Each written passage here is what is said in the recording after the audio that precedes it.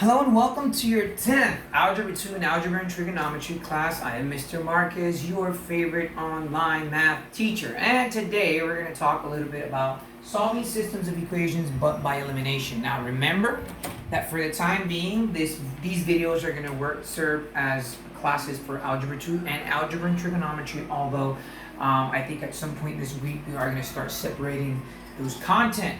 That being said, so you have seen solving systems by substituting. That you even saw it in your test. And usually, when you have a system of equations by substitution, you have one of the variables is solved, either y or x. Now, in elimination, that's not the case. So when you're solving an equation by eliminating, you can do them either two ways. You can add them, you can subtract them. You can multiply and then add or subtract, or you have various methods. One of the things that you need to pay attention to, I guess is what I'm trying to say, is the greatest common factors between two terms. So for example, if I give you 3x minus 7y equals 10, and the other system is 6x minus 8y equals 8, I know that I could solve one of them for y or for x and then just substitute them, or I can eliminate them. Now, how do I eliminate them? Mind you that, before I get started, mind you that you could solve this system by substitution if I solve for a variable, or you can use the elimination method. There's really no preference. You can use either one. But since we're talking about elimination, I'm going to be specific on that one. Now, if I want to solve this by elimination, I'm going to look at all the variables and see if there are two variables that can possibly have a greatest common factor. Obviously, 7 and 8, the only greatest common factor there is 1. 10 and 8, the same story, but 3 and 6. What number is divisible by 6 that is also divisible by 3? And the answer in this case is 6. So I know that 6 is a common factor or a divisible factor by 3 and by 6. The question then is, now what? Well, I have to, if I know that the greatest common factor or that the number divisible by 6 and 3 is 6, I'm going to look at 6. And 6 times what number equals 6? Well, that's 1.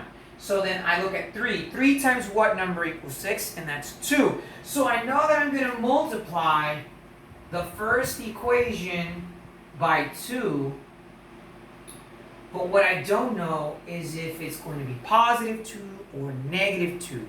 Now, if I want to eliminate the variables, if I want to eliminate the 6x specifically, it should be negative 2, because that way I can just add negative 6 and positive 6 and just eliminate them. So what I'm going to do is actually multiply everything by negative 2. And I'm going to multiply negative 2 times 3x, which is negative 6x. Negative 2 times negative 7 is positive 14y. And negative 2 times 10 is negative 20. So now this equation has turned into this one. So what we're going to do now is just pass the other equation to the bottom. And you have 6x minus 8y equals 8. So what I want to do now is eliminate them. So how do I eliminate them? Well, by adding them. Okay? So I'm going to add them. And negative 6 plus 6 is 0, so we just eliminate them. We don't really need to do anything more. And then 14 plus negative 8y is actually 6y. And negative 20 plus 8 is negative 12. So now I divide by 6 on both sides. And y equals negative 2. So I found the value of y, now I need to find the value of x. So in order for me to find the value of x, I take any one of those two equations and I just plug in the value of y. So I'm going to go ahead and choose the first one, just because. So the first one, or the other equation, says 3x, let me do it down here, 3x minus 7y equals 10, but now I'm going to change the 7y to 3x minus 7 times negative 2 equals 10. Okay? So 3x stays the same. I bring that down. Negative 7 times negative 2 is plus 14 equals 10. And what I'm going to do is subtract 14 on both sides. This is going to cancel out. That's going to be 3x equals negative 4. And I divide by 3. And x is negative 4/3. So ladies and gentlemen, that is how you solve a system of equation by elimination. First, make sure that there is a common factor between them. And if there is, find out what value that is and multiply one of the two equations by it. And then either add or subtract to eliminate. And then once you have the value of one variable, plug that into one of the other equations and find it. Now, you might have one of these rare cases where they are already factored and all I have to do is either add or subtract. That can also be the case. But for the time being, this is how we're going to do it. So I'm going to erase this example, and then we're going to go into another one, which is actually a story problem. I know people don't like story problems, but I like them because they can give us a real-world application of all of this that we're doing and helps us kind of try to make sense of it. Although I know that a lot of you think to yourself, I wouldn't do that to solve it. I'd find a much easier way, and that's also valid. The problem says, to raise money for new football uniforms, a school sells silk-sleeved T-shirts. Short sleeved cost the school $5 and were sold for $8, while long sleeve shirts cost the school $7 and were sold for $12. The school spent $2,500 on the T-shirt and sells all of them for $4,200.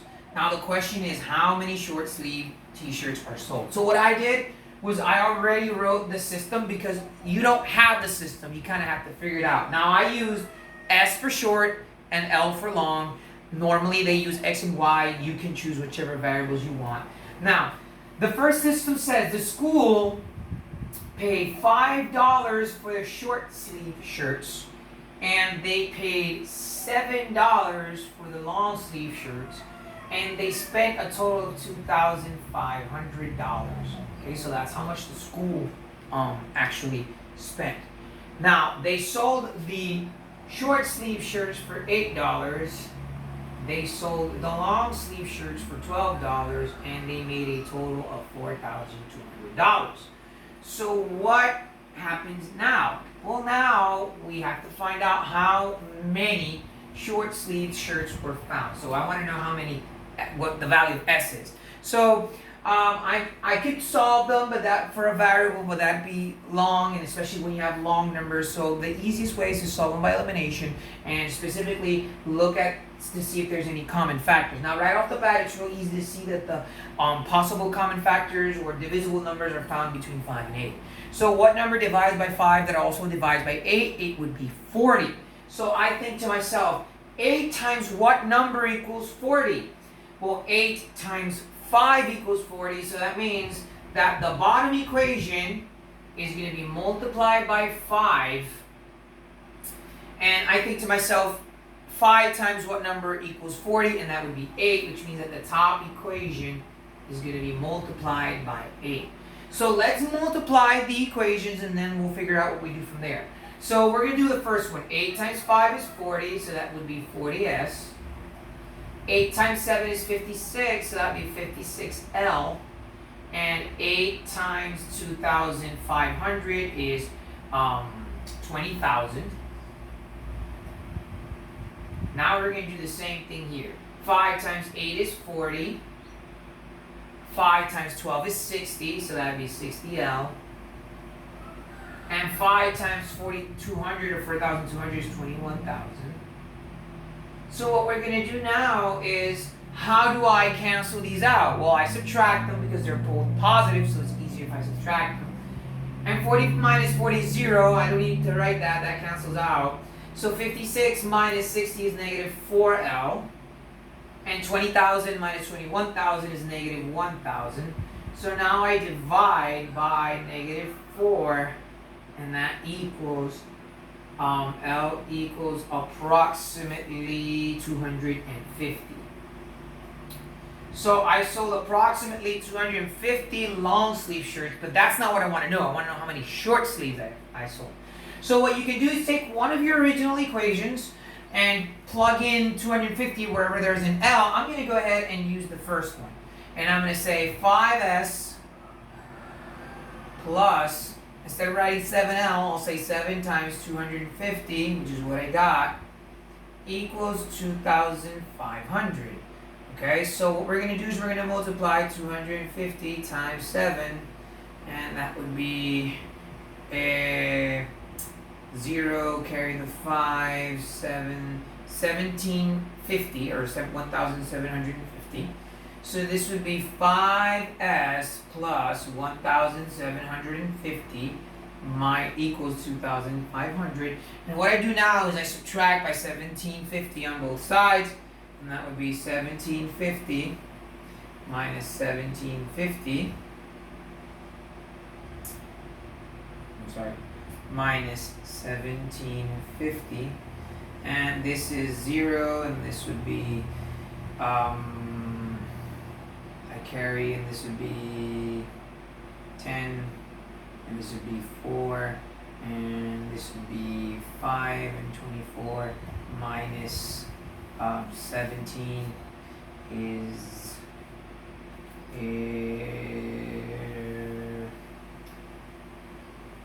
1750. So 24 minus 17 is also 7, excuse me. So that'd be 750. So I have 5s. I'll do it here. 5s equals 750. Okay? So I divide by 5 on both sides. This cancels out. And I'll do it over here. 750 divided by 5, and that would be a 1, and this would be 5, 25, and 0. So S equals 150. Okay? So let me explain what I did real quick. I know I kind of dawdled a little bit there. I'm sorry for that. But what I did is, real quick, sorry guys, I'm trying to, 5s equals 750 divided by 5 and s. Alright guys, now I can explain it better. So what I did was I plugged in the 250, so I bring down 5s, 7 times 250 is 1750. And I bring down the 2500, so I subtract both sides by 1750. 2500 minus 1750 is 750. 5s equals 750. I divide by 5 on both sides, and s equals 150, which means that the school sold approximately 150 short-sleeved silk t-shirts. I'm sorry, guys. My tongue today isn't working. Anyway, when you're done with this video, when you've reviewed everything, I want you to go to week 7, day 2, and answer both problems that are there. This is your favorite math teacher signing off, so stay safe, and I will see you guys soon. Bye.